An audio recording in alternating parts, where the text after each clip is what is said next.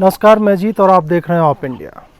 NEET और JEE जो engineering exams होते हैं अंडर ग्रेजुएट कोर्सेज के लिए, बीटेक के लिए, उसकी जो राष्ट्रीय परीक्षा होनी थी नीट और जेई के ज़रिए, उसे अब होने दिया जा रहा है, उसे टाला नहीं जा रहा है।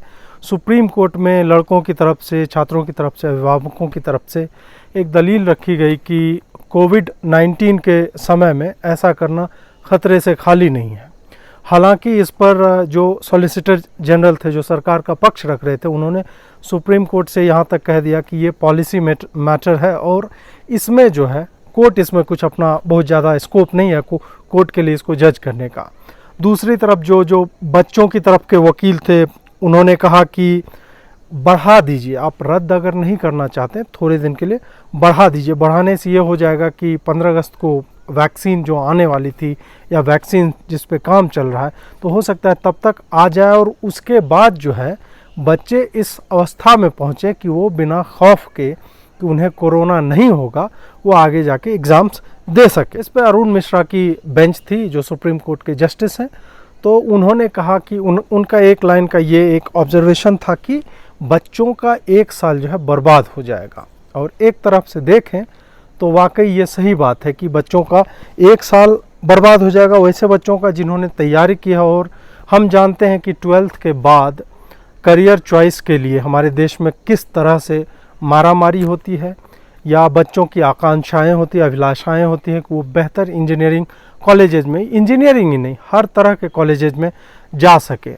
बोर्ड भी जो है लकीली जब तक कोविड का प्रकोप बहुत ज़्यादा नहीं बढ़ा था तब तक जो बोर्ड एग्ज़ाम जो है सिमट गई, लेकिन उसके बाद कॉलेजेज में एडमिशन का प्रोसेस, कॉलेजेज का सत्र जो मूलतः 1 जुलाई से शुरू हो जाया करता था, कहीं कहीं 1 अगस्त से शुरू होता था जहां सेमेस्टर सिस्टम है, तो ये सब जो है डिले होता चला गया। अब उसी में आई कि चूँकि जेई का एग्ज़ाम बाद में होता था, तो इसमें मसला फंस गया कि अब इस कोविड-19 के समय में जबकि सोशल डिस्टेंसिंग की बात हो रही है, मास्क लगाने की बात हो रही है, ट्रेन बंद है, पब्लिक ट्रांसपोर्ट जो होता है, बसेज होती हैं, वो भी बहुत ही लिमिटेड अवस्था में चल रहा है। और जो कंटेनमेंट जोन है, कंटेनमेंट जोन ऐसे इलाके जहाँ पे कोविड का प्रकोप बहुत ज़्यादा है, वैसे इलाकों में तो बिल्कुल ही बंद है। वहाँ से तो कोई ना बाहर से अंदर आ सकता है, ना उस एरिया से कोई बाहर जा सकता है। इस पर जब सुप्रीम कोर्ट की आती है, उसका फैसला आता है, उससे पहले भी कई बार ऑप इंडिया के जितने पाठक हैं उनमें कई बच्चे हैं, बच्चों के अभिभावक हैं, उन्होंने निजी तौर पे मुझसे भी और ऑप इंडिया के कई अलग अलग मतलब रैंडम जो हम स्टोरीज़ करते हैं उसके नीचे लिख रहे हैं कि आप नीट और जेई के बच्चों के बारे में उस पर जो है आप अपनी राय रखिए, क्योंकि उस पर बोलना बहुत ज़रूरी है और ये क्यों नहीं होना चाहिए। अभी तक मेरे पास सीधा जो जस्टिस अरुण मिश्रा का तर्क था वही था मेरे पास कि क्यों नहीं होना चाहिए, क्योंकि सब चीज़ रुक तो नहीं सकता। अगर है सरकार सुनिश्चित करना चाह रही है, बोल रही है कि एग्ज़ाम सेंटर को हम एक ऑपरेटिंग प्रोसीजर होगा, SOP जिसको बोलते हैं, उसके तहत हम उसको सैनिटाइज करेंगे, सोशल डिस्टेंसिंग होता, तमाम तरह की बातें, प्रिकॉशंस लेने की बातें जो सॉलिसिटर जनरल ने भी सरकार का पक्ष रखते हुए, NTA जो होता है उसका पक्ष रखते हुए वहाँ पे कहा कि हम सुनिश्चित करेंगे कि किसी भी तरह का लैप्स ना हो, मतलब कोई उसमें ढील ना बरती जाए, ताकि बच्चों को कोविड या उसके संक्रमण से बचाया जा सके। अब यहाँ तक बात सुनकर सही लगता है, मेरा भी यही था, लेकिन जब मैंने आज ही एक ट्विटर पे मैंने लिखा कि बच्चों की समस्या क्या है, तब मुझे कुछ ऐसे इसका जो है कुछ ऐसे तर्क पता चले, कुछ ऐसी बातें सामने आई जो हमारे जैसे व्यक्ति जो एग्ज़ाम कई साल पहले दे चुके हैं, इस तरह के एग्ज़ाम, और अभी जो है उन्हें इस एक्स्ट्राऑर्डिनरी सर्कमस्टांस जो है ये असामान्य परिस्थिति है, और ऐसे में हम ये समझ नहीं पाते हैं कि बच्चों का पक्ष जो है वो क्या है। तो ट्विटर पे जब मैंने आज एक ट्वीट लिखा और जानने की कोशिश की कि बच्चों या उनके अभिभावक जो हैं, या आपके जो संपर्क में संबंधी कोई छोटा भाई होगा, भतीजा होगा, भतीजी होगी, बच्ची होगी, बेटी होगी, तो उसको क्या समस्या हो सकती है। तो एक यूज़र ने, हालांकि सब ने अलग अलग पॉइंटर्स तो दिए, एक यूज़र ने हमें 15 पॉइंट लिख कर दिए कि हमारी ये समस्याएं हैं, और जब आप उसको पढ़ेंगे तो आपको लगेगा कि हाँ ये बात तो जेन्युइन है, और इस पर शायद सरकार को जो है ये नज़रिए, इस नज़रिए से भी देखना चाहिए था, जो उन्होंने मुझे नहीं लगता है कि देखा है। मैं वैसे सरकार से बात करने की कोशिश कर रहा हूँ, एजुकेशन मिनिस्ट्री के लोगों को मैंने फ़ोन किया, मैसेज डाला, तो उन्होंने ये वीडियो बनाने तक जो है हो सकता है व्यस्त रहे हों, कोई जवाब नहीं दिया, और अगर वो आगे जवाब देते हैं तो हम आगे आपको बताएंगे। तो स्टूडेंट्स का इसमें क्या पक्ष है? सबसे पहली बात है कि लगभग 26 लाख बच्चे जो है एग्ज़ाम्स देंगे।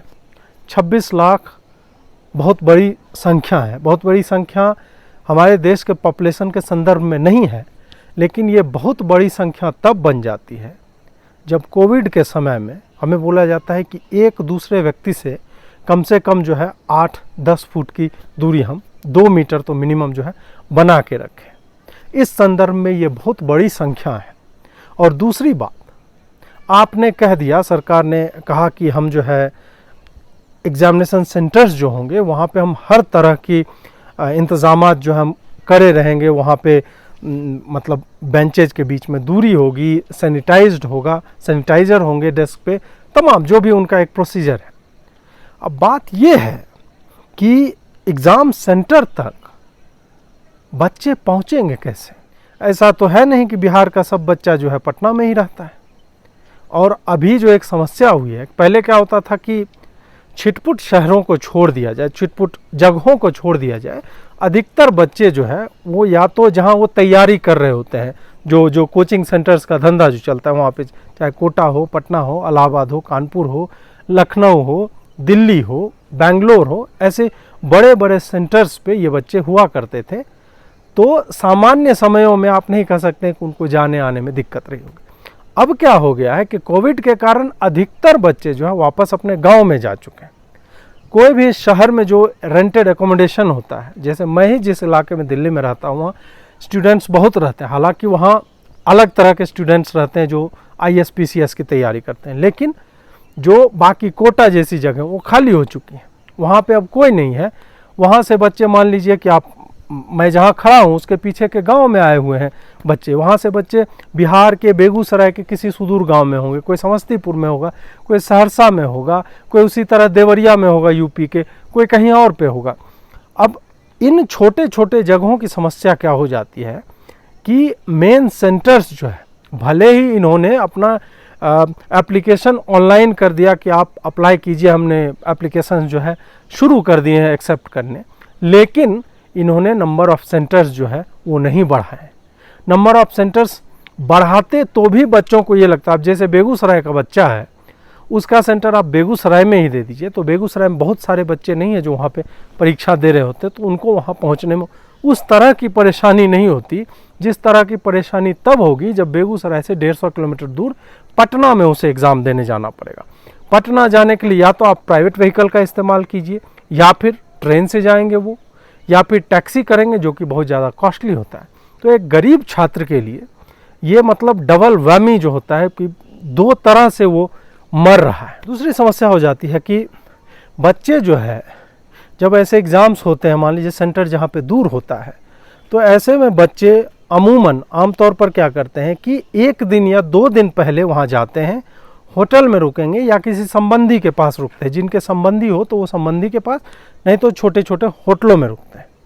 अभी समस्या क्या है, कोविड के कारण अधिकतर होटल जो है ये सब या तो बंद है या असुरक्षित है, क्योंकि वहाँ पे लोग आ रहे हैं, किस तरह के लोग आ रहे हैं। और आपको पता है भारतीय प्रशासन जो है, लोकल एडमिनिस्ट्रेशन, ठीक है, कह रहे हैं कि हम बड़ा चुस्ती ये सब कर रहे हैं, लेकिन हमें भी पता है कि ऐसे मामलों में होता क्या है। तो बच्चे ठहरेंगे कहाँ? क्या वो 1 दिन ठहर सकते हैं उसके बाद देने जाएंगे? ये भी एक बहुत बड़ी समस्या है ठहरने की, जिस पे सरकार ने शायद गौर नहीं किया। उसके बाद है कि कई ज़िले या कई राज्य ऐसे हैं जहां अभी भी कर्फ्यू और लॉकडाउन इम्प्लीमेंटेड है। मतलब आप दूसरे जगह से अगर आ रहे हैं तो वहाँ घुस नहीं सकते हैं, आपको पास चाहिए, आपको बताना पड़ेगा क्यों जा रहे हैं, और आपको कोरोना नेगेटिव होने का सर्टिफिकेट भी दिखाना पड़ेगा कि हाँ। और जब तक वो जो बंदा चेक पॉइंट पे है, चेक पोस्ट पे है, वो जब तक सहमत नहीं होता है कि उसके पास जो लिस्ट है किस तरह के लोग जा सकते हैं, तब तक वो आपको अलाउ नहीं करेगा जाने के लिए। तो इस कारण भी बच्चों को एग्जामिनेशन सेंटर तक पहुंचने में ही बहुत ज़्यादा परेशानी होगी। अब आप कह देंगे कि ठीक है, हम पब्लिक ट्रांसपोर्ट जो है अलाउ कर देंगे। अलाउ आप कैसे करेंगे? क्या पब्लिक ट्रांसपोर्ट में आप सुनिश्चित करेंगे कि जो बच्चे एक छोटे से गांव से चढ़ के, पहले वो ऑटो लेगा जो मेन अपने सिटी तक पहुंचने, गांव से अपने शहर तक जाने का, उसका सैनिटाइजेशन, उसकी जिम्मेदारी कौन लेगा? उसके बाद वहाँ से बैठ के वो मेन दूसरे सिटी में जाएगा, वो बस में जाएगा, तो उसकी जिम्मेदारी कौन लेगा?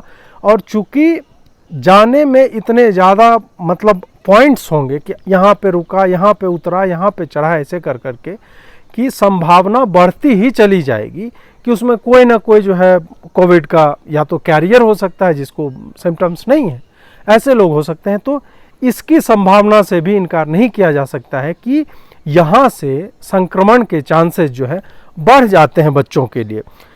कई जगह पे असम और बिहार में खास करके अभी बाढ़ आया हुआ है और बाढ़ बहुत ही बुरी स्थिति में फैला हुआ है। नॉर्मली जब ये एग्ज़ाम्स होते हैं तो उस समय बाढ़ की संभावना नहीं होती है क्योंकि वो प्री मानसून सीजन में आता है। अभी कई जगहों पे, केरल और अन्य कई जगहों पे मानसून के कारण जो है आपदा, प्राकृतिक आपदा के कारण बहुत समस्या हो रखी है। वहाँ पे वहाँ के बच्चों को कौन, मतलब वो कैसे आएंगे? क्या वो इस स्थिति में है कि वहाँ तक जा सकें?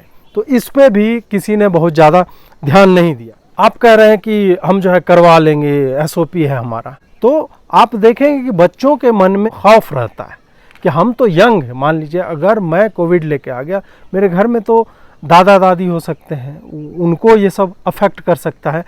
इस पॉइंट को भी आप इग्नोर नहीं कर सकते। भले ही ये पॉइंट एज एन आउटसाइडर या एज ए थर्ड पर्सन जो है, जो बाहर से देख रहा है इस चीज़ को, जिसको इसका अनुभव नहीं है बहुत ज़्यादा, उसको लगेगा कि नहीं ये क्या बात हुई, ऐसे थोड़े होता है, आदमी पहुंच ही जाएगा किसी तरह से। उसको ये देखना चाहिए कि ये हर जगह जो है आपका लॉजिक जो है, आपका ये तर्क जो है वो नहीं लागू होगा। और कुछ जो है प्रैक्टिकल प्रॉब्लम्स हैं लोगों को, जिस पर ध्यान शायद देना चाहिए था सरकार को और नहीं दे रही। अब है कि ना तो आपने ज़्यादा एग्जामिनेशन सेंटर्स ऐड किए कि छोटे छोटे शहरों में भी स्पॉट्स बना दीजिए जहाँ पे किया जा सके, ना आप ये सुनिश्चित कर पा रहे हैं। आपने इस पे कोई स्टेटमेंट नहीं दिया कि बच्चे आवागमन जो होगा उनका वो कैसे होगा, क्या ट्रेन चलाएंगे या स्पेशल बसेस जो है सेंटर से अरेंज करेगा। मतलब गवर्नमेंट की रिस्पॉन्सिबिलिटी ऐसे समय में बन जाती है कि बच्चों को वो कैरी करे, यहाँ से ले जाए और कहीं दूसरी जगह तक मतलब पहुँचाए, जो भी सेंटर है उसका। तो क्या सरकार ये सुनिश्चित कर पा रही है? नहीं, सरकार ये भी सुनिश्चित नहीं कर पा रही। अब है कि सॉल्यूशन क्या है?